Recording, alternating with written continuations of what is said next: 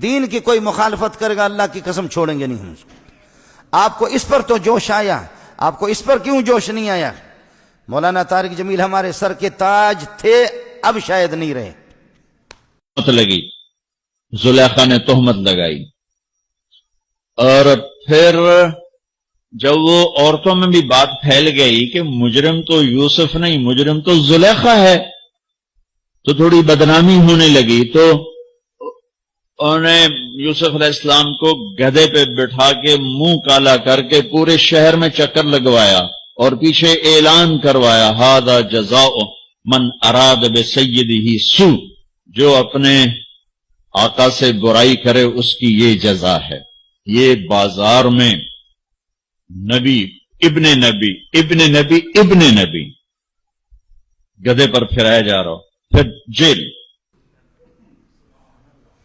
یاد رکھو ہمارے سر، میں نے جتنا اس کو سپورٹ کیا ہے، وہ ایک خطیب ہے، وہ ایک خطیب ہے، وہ کوئی مستند عالم نہیں ہے، وہ خطیب ہے صرف۔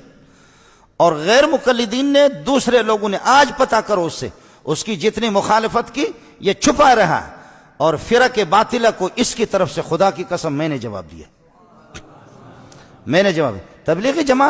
تبلیغی جماعت مولانا طارق جمیل کی نہیں ہے، مولانا خورشید کی بھی نہیں ہے، نظر الرحمان کی بھی نہیں ہے، یہ علماء دیوبند کی جماعت ہے۔ غیر میں آپ سے عرض کر رہا تھا، مولانا سے ہمارا اختلاف رہا ہے، مولانا ہمارے قیمتی ساتھی تھا، لیکن تھوڑا سا اعلان کر دے کہ جیسے یوسف علیہ السلام کے بارے میں نے پھر بھی ہاتھ ہلکا رکھا۔ مولانا کے خلاف کتابیں لکھی گئیں، القول الجلیل فی کفر طارق جمیل، سن لے، القول الجلیل، میں نے اس پہ دستخط نہیں کیا، میں نے خود مولانا کو کہا توبہ کر لے، شاید اللہ توبہ کی توفیق۔